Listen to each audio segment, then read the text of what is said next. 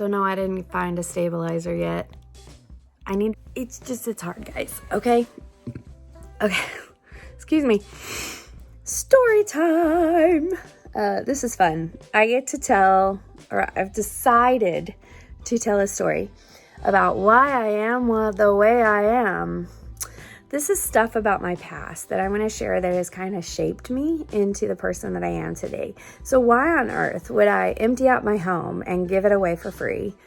And what you need, babe? Sure. Okay. I love you. So where was I? When we got married, we were married for 2 months. We lived in my parents' attached apartment where my grandmother used to live. We took all of our wedding gifts and put them in a closet. We didn't open anything. We lived in this little furnished apartment. It was, And 2 months after we were married, we moved out west. And the deal was we packed up my Jeep Cherokee, my little 2-door Jeep Cherokee, old beater, loved that car, and packed up camping gear and my dog and my new husband, and we moved to the top of a mountain in the Teton National Forest.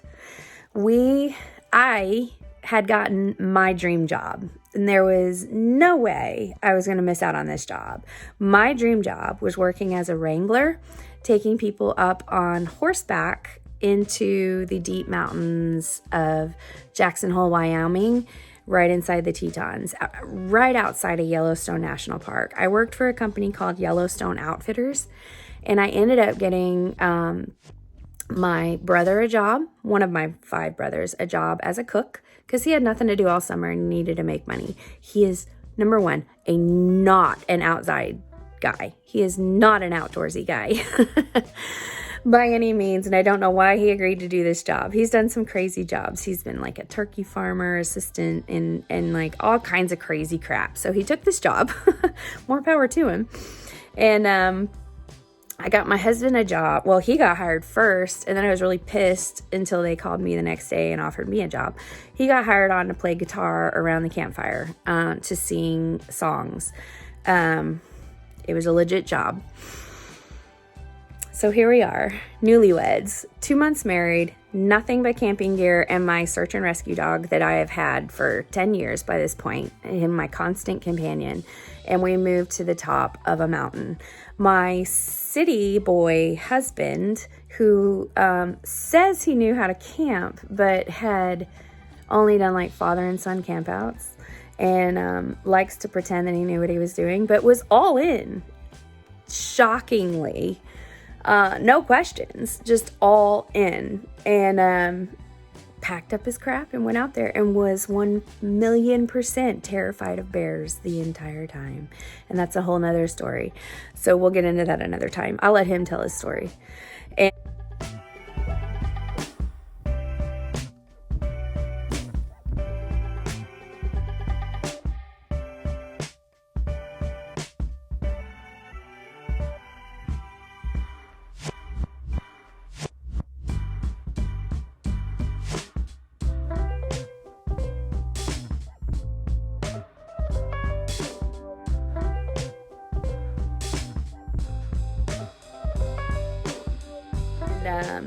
then we got let go from that job, and we ended up with nothing but camping gear. Okay, my dog, my husband, my little brother, and camping gear in my little 2-door Jeep Cherokee. I don't even remember what year.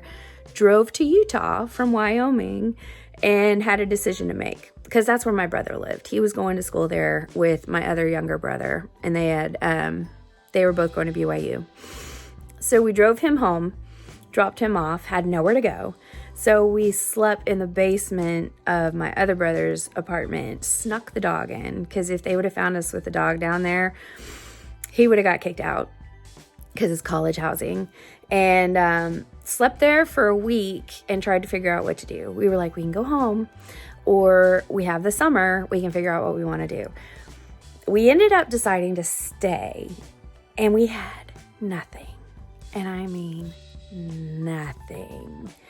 We, that week, found an apartment, used what little money we had made working for Yellowstone Outfitters, because it was more about the experience than the money.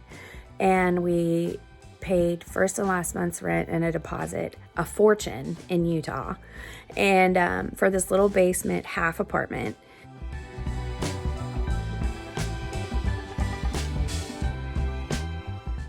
That would allow our dog.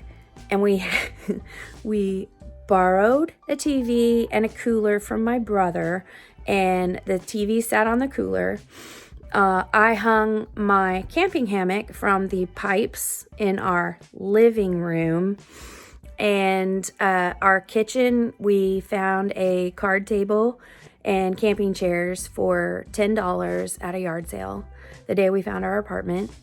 And we bought a I don't remember what size. I want to say queen size blow-up mattress to sleep on. That's what we had. And that's what we had for months. And the only reason we stayed is because I got a really, really good job at Riverwood Animal Hospital, right outside of Sundance Canyon, or whatever canyon that is, right by Bridal Veil Falls, if you're a Utah peep. So, I'm from here, though. I've just lived there. And I worked at Riverwood Animal Hospital and had an amazing job as a emergency vet tech for a good 6 months. Learned a lot, worked under some amazing vets. And I had 10 years of experience before we moved, which is why I got the job. But I kind of think, we always say God moved us to Utah on accident, or it was the only way he could get us there, because we never would have gone on purpose. We stayed for 6 months and then moved on with life, but we had nothing. People gave us a platform camping bed, and it was a blow-up bed. People lent us camping chairs, and we found like couches on the side of the highway. I mean, we have had nothing, and we survived. It's okay. We all go through that time. And we went through it for years and years and years because we chose experience and adventure above settle, I guess. Settling down. There's nothing wrong with settling down. We just had a lot of adventures beforehand. So I'm going to share some of these stories. Our life's been madness. We've learned a lot.